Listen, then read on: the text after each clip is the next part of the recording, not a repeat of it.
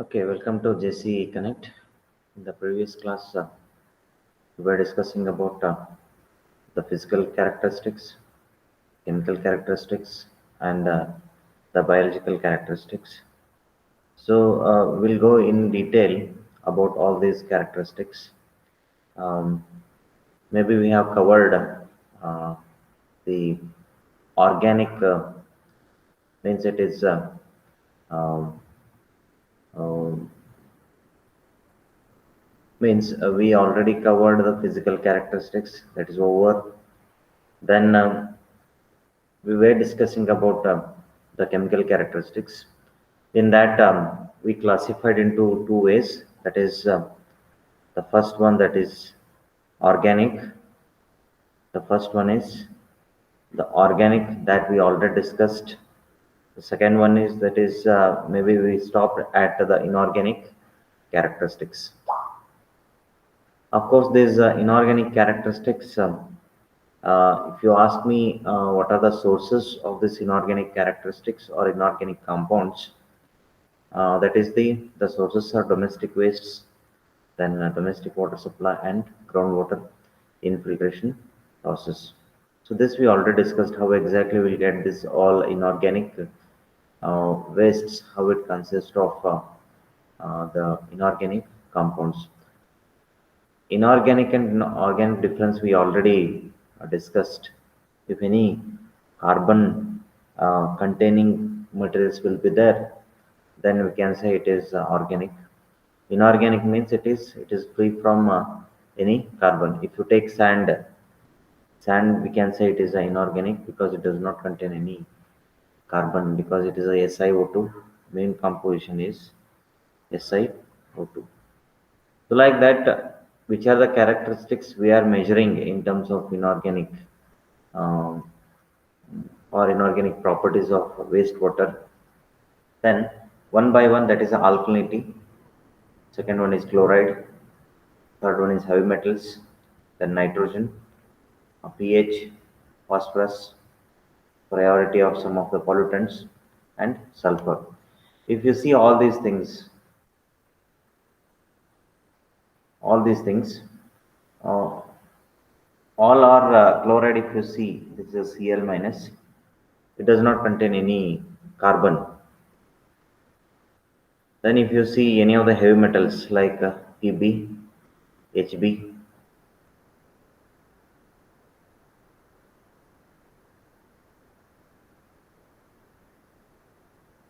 lead, mercury, these are all the heavy metals. These are also some of the inorganic pollutants because it does nitrogen N2.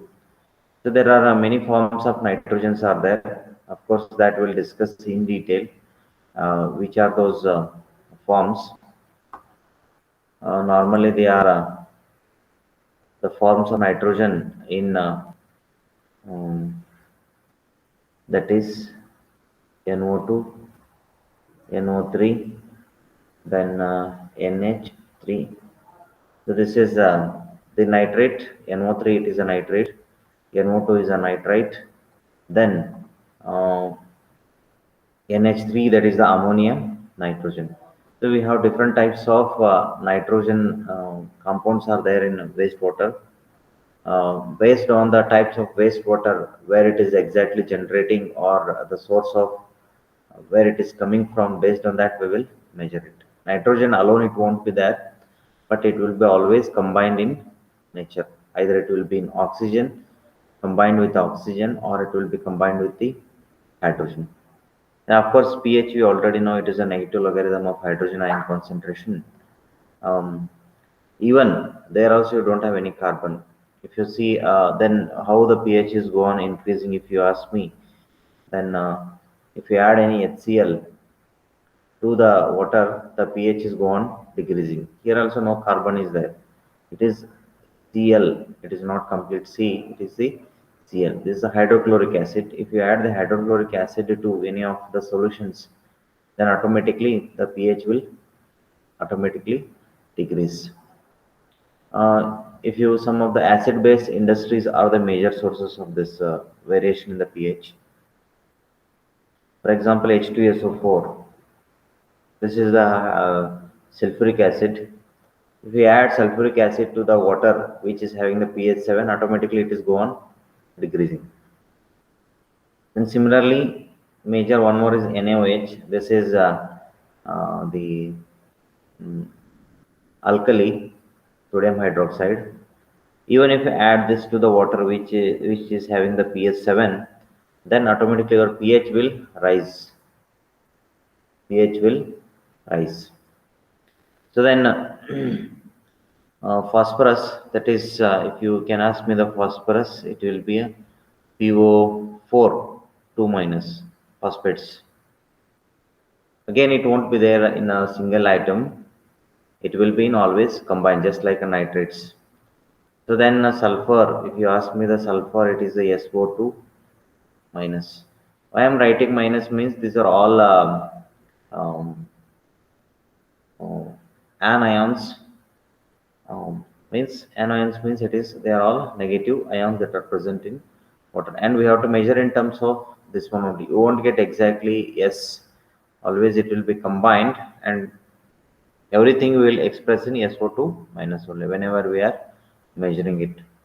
Then priority of the pollutants are there. Some of the priority of pollutants like some of the pesticides which are inorganic in nature that are also um, contributing to the uh, wastewater. So of course, maybe in the further classes we will discuss how exactly these things are contributing to the sewage networks and what are its impacts in detail.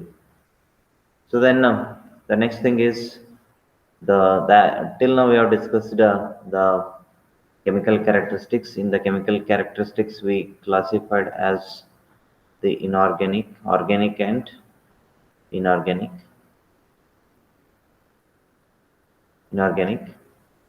So then we'll move on to the biological characteristics. Uh, the biological characteristics are almost the open water courses and treatment plants. We'll never get some of the, for example, biological constituents. If you take an example of E. coli,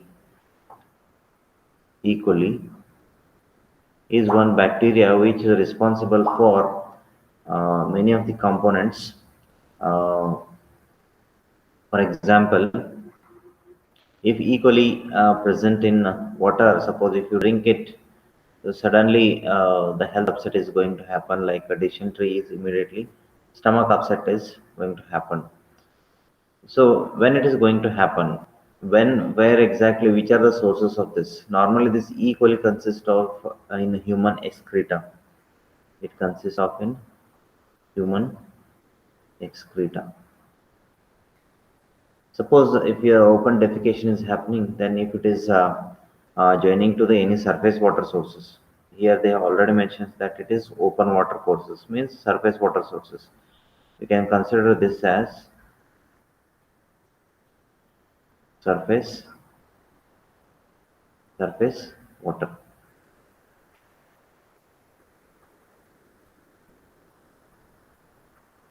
If you ask me surface water, um, rivers, these are the major because most of the cities they're having at the upstream end the city will be there and the downstream end always rivers will be there.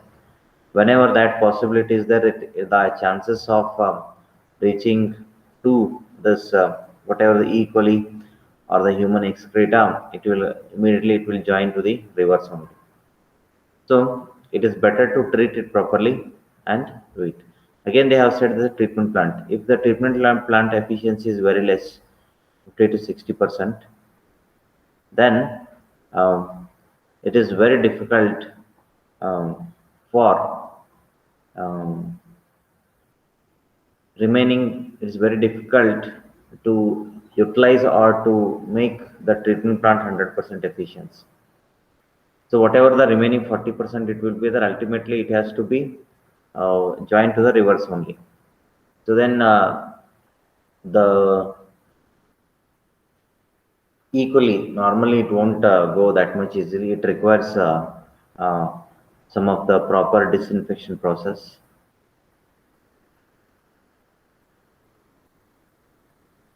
Disinfection, proper disinfection process. So then, if you say which are the biological constituents, first one they are animals, plants, some of the bacteria, archaeobacteria, and some of the viruses. These are all comes under the biological constituents. Even the small animals also are responsible for causing many of the diseases. Suppose if they are in the water sources, then they are interlinked with the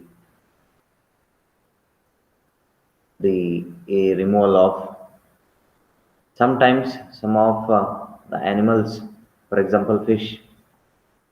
Fish is one animal where it is responsible for purifying most of the constituents that are present in water. But some of the animals, uh, other than that, may contaminate the water sources if they are present in more. So some of the plants like fungi or some of the fungi, if it is there, see, good fungi is also there and bad fungi is also there. It's normally fungus.